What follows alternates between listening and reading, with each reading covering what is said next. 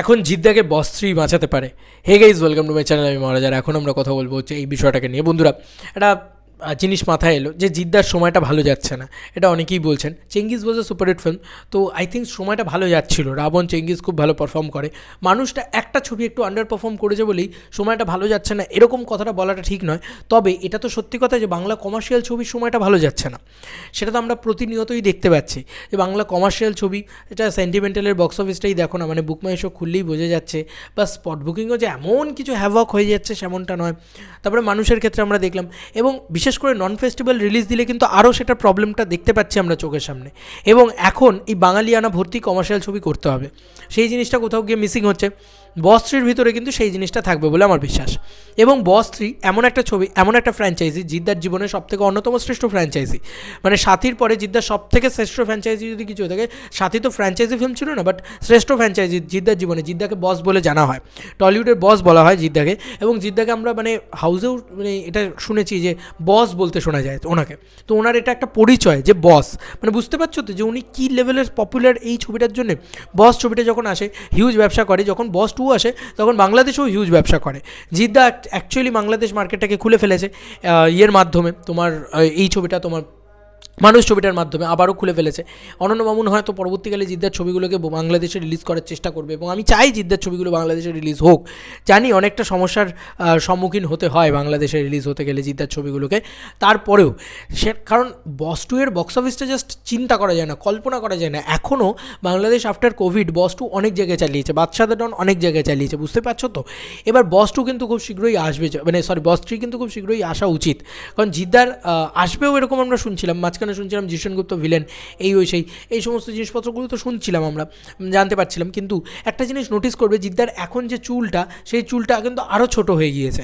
মানে দীর্ঘ সময় ছিল বসের যে চুলটা ছিল সেই রকম অনেকটা হেয়ারস্টাইলটা হয়ে গিয়েছে। আমি কালনা থেকে এই জিনিসটা লক্ষ্য করছি জিদ্দার নিজের প্লেয়ার, মানে তোমার স্টেজ করছিলেন যখন জিদ্দা, তখন আমি লক্ষ্য করছিলাম অনেকটা আর কি। তো ব্যাপারটা খানিকটা বসের মতন লুকটাই কিন্তু চলে এসছে আবার।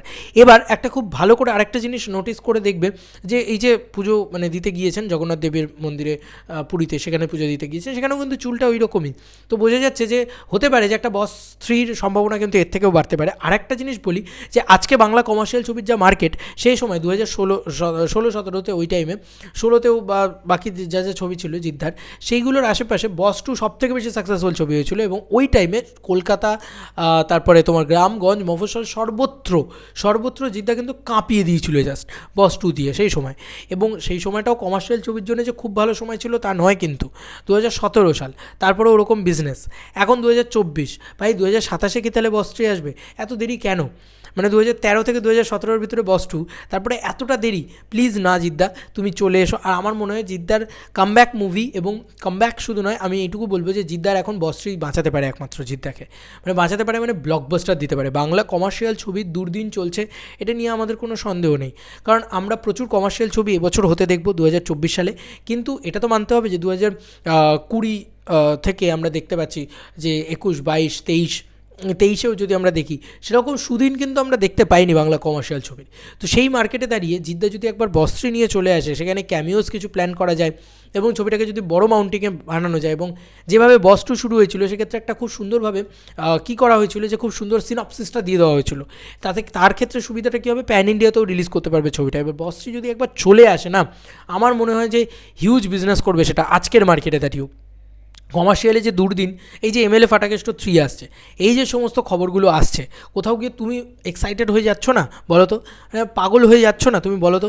তো এরকম জিনিসপত্র যদি হতে থাকে, তাহলে কিন্তু আমার মনে হয় যে বস 3 যদি ফ্র্যাঞ্চাইজি, এক তো ফ্র্যাঞ্চাইজি ভ্যালুটা কাজ করবে, এবং তার সাথে যে ক্যামিওস, তার সাথে জিনিসপত্র, মানে হিউজ ব্যাপার স্যাপার হবে ভাই, হিউজ ব্যাপার স্যাপার হবে। এবং আমার বিশ্বাস যে এটা দিয়ে কিন্তু বাংলা কমার্শিয়াল ছবির আরও খানিকটা ধাপ খুলে যাবে, যে হ্যাঁ ভাই, এই ছবিটা পাগল হয়ে যাবে লোকে দেখার জন্য। বস 3 দেখার জন্য লোকে বসে আছে পাগলের মতন, একবার সূর্যকে ফেরত চাই শুধু, আরে জাস্ট পাগল হয়ে যাবে।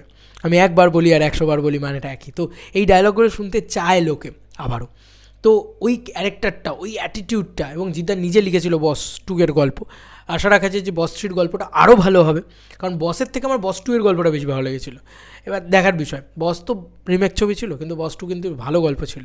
তো বস থ্রি এর গল্প আরও মারাত্মক হোক, আরও নতুনত্ব হোক, আরও স্মার্টলি রিটেন হোক, এবং বস টু আসা উচিত এখন 2025 সালের ভিতরে। যদি কোনোভাবে বস থ্রি চলে আসে, বস থ্রি, তাহলে কিন্তু জাস্ট খেলা জমে যাবে আমার এটুকু মনে হয়। এবং জিদ্দার প্রপার কামব্যাক এবং অল টাইম ব্লকবাস্টার যে ট্যাগটা, সেটা কিন্তু আবার চলে আসবে। কারণ আমার মনে হয় যে এটা বস থ্রি একবার এলেই না, কোথাও কি ওই 5.5 কোটি থেকে 6 কোটির কালেকশন মিনিমাম, আর ম্যাক্সিমাম 10 কোটি টাকার কালেকশন করবেই করবে।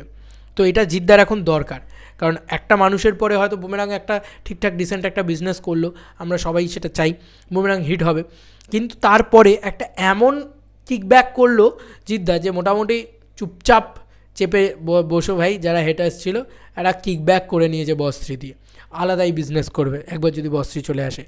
তো আমার মনে হয় যে এই যে সলমান খানের এত বদনাম আর কি, সে কিন্তু টাইগার থ্রি ছবিটা গুণগত মানে খারাপ হোক ভালো হোক, অন্যান্য সলমান খানের যে ছবি মানে কিসি কা ভাই কিসি কা জানের থেকেও কিন্তু বেটার বিজনেস টাইগার থ্রি করেছে। তো franchise value is important thing. তো কোথাও গিয়ে গুণগত মানেও যদি আমাদের বস থ্রি ভালো হয়, তাহলে কোথায় যেতে পারে তুমি জাস্ট ভাবো। এবং আমার আমি মানে ভরসা আছে জিদ্দার উপরে, গুণগত মানে ভালোই হবে ছবিটা। তো বস থ্রি নিয়ে আমি সুপার এক্সাইটেড, এবার আসুক বস থ্রি। আর 25 সালে আসলে একমাত্র জিদ্দাকে অল টাইম ব্লকবাস্টার দিয়ে বাঁচানোর একটা বড় জায়গা কিন্তু বস থ্রি করতে পারে। তোমাদের আর কি মতামত পুরো এন্টার ভিডিওটাকে নিয়ে জানিও কমেন্ট সেকশনে। চলো বন্ধুরা, নতুন কোনো ভিডিওতে দেখা হবে, বাই।